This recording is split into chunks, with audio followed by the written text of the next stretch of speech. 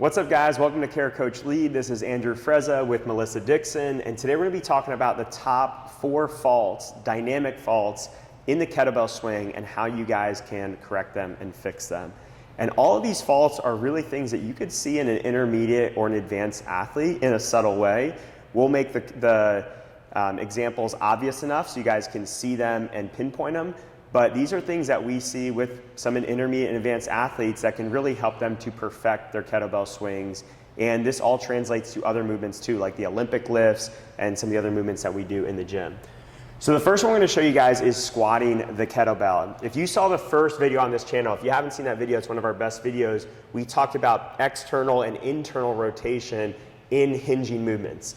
And the kettlebell swing is a hinging movement. So we don't want to squat it. We don't want this to be an upright torso squat, but we still see it all the time, okay? So we see people that are resistant to getting over the bell, and therefore they keep this upright chest, and it's primarily this drop of the butt and the hips. You can relax, okay? So where I'll see this with intermediate and advanced athletes is when they're trying to protect their back, okay? I put that in quotations, protect their back. They're afraid to put too much pressure on their back. They're afraid to emphasize that hinge, not really understanding that they need to get over that bell.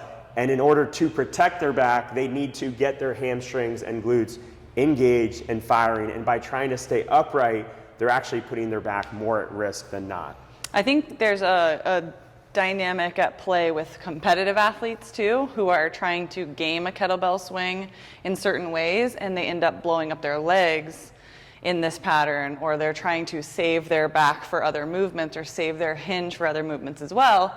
And when it all adds up, the efficiency is really the thing that they're lacking, because they're using so much of that energy in the quads to do the work. It's using a lot of excess oxygen and things that they need for other parts of their competition. So I've seen that happen too. Yeah, just trying to like speed up the cycle time and therefore not really hinging. So one of the easiest ways to fix this is to emphasize, hey, put your butt back, send your hips back, allow your upper body to come over the bell. And you could show them that, hey, you're here and I want you here, and show them what it looks like to really go over the bell and reassure them that that's going to help you use your hamstrings and butt and take the pressure off your back, because that's probably in the back of their minds. For maybe not a competitive athlete, but for a more moderately advanced athlete or even a beginner athlete, I just like to tell them where they should feel it, because I know when they're squatting that kettlebell, they're starting to add up that burn in a little bit of a squat that they're doing.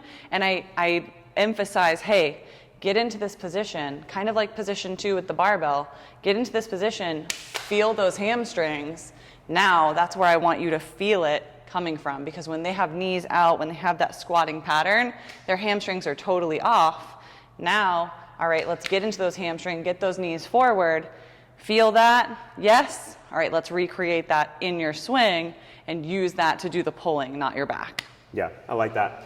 So second thing we're going to see is the kettlebell disconnecting from the body. So this happens really in beginners too, where they really just like sag the kettlebell down to the ground and it's way away from the body. But the more advanced version of this is when the hips are moving before the kettlebell comes in, or the kettlebell is moving away before the hips have fully extended. So the kettlebell and hips are not working in sequence, in unison.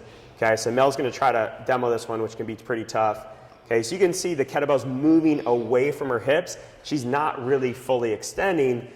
To like the naked eye, if you're not really pinpointing, it's like, oh, that looks like a pretty decent swing. You hone in on it and it's like, okay, the kettlebell is moving via the arms and not because of that good hip extension. Yeah, this is typically one of your athletes who are really upper body tense and they're really trying to lift it up. You'll see it with actual lighter weights, because they can actually laterally raise it. Mm-hmm. So a lot of times going a little bit heavier challenges that for an athlete and makes them stay in their hips a little bit more. But I would be careful if it's a beginner athlete to dose them with heavier weight when they're not moving safely. Yeah. The other version of this is that sometimes you'll see athletes, as the kettlebell is coming down, they're already sending their butt back. They're not waiting for the kettlebell to be the driver of the butt back, and therefore they're not using the kettlebell to help load them into position each time. So yeah, there's kind of out of sequence in that sense, where they're preparing for that kettlebell by hinging, but really what that's doing is disconnecting them from that kettlebell. The third issue we're going to see is either slow or no hip extension, okay, or knee extension as well. This could be either of those joints. Okay, so let's talk about soft knees first, which is a common one. If you have an athlete that is leaning back, it's probably because the knees are staying soft. So they might actually have pretty good hip extension, but their knees and quads are not firing the same way we would want them to. Okay.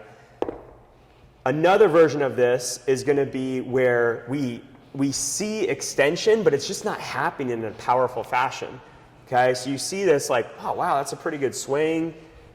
You know, timing's actually pretty good. She's not really overusing the arms too much, but she's just slow and she's not locking and squeezing. So to fix this, we really want to show her, hey, like, let's fire those quads. I want you to flex your quads. I want you to squeeze your butt. And I want it to happen at the same time. I want you to drive those feet in the ground. I want it to happen at the same time and really get her to emphasize that aggressive extension.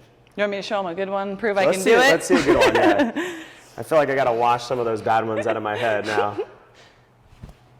Good. You can see she almost like jumps and leaves the ground because of how aggressive that extension is, right? So hopefully you guys can spot that difference between those two different types of swings. And then the fourth one we see is dancing the feet in some way. Okay, so this could be a rock back into the heels. This could be a rock into the outside of the foot. And again, this goes back to that first video we posted on the channel about too much external rotation at the knees, and where you're going to see that fault show up is oftentimes in the feet rolling in or out. Okay, so now she's showing rocking back, and this is a common one. And a lot of times, you can rest for a second, a lot of times that rock back is paired with someone trying to stay too upright. They're not allowing their upper body to go over the top to counterbalance the hips and kettlebell going back. So their counterbalance is really happening through the feet and shifting that weight where it should be happening through the upper body. Sort of matches, the upper body comes forward to match the lower body sending back. Yeah, I see this a lot when I try to cue people to be more in their hamstrings and lean over more. When they are that squattier athlete, this is kind of the fault that shows up immediately after in that transition phase when you cue them. So being prepared for it and knowing how to then cue them out of a different fault is pretty clutch. Yeah, so that's a good point. Anytime you fix one of these, you might bring up something else.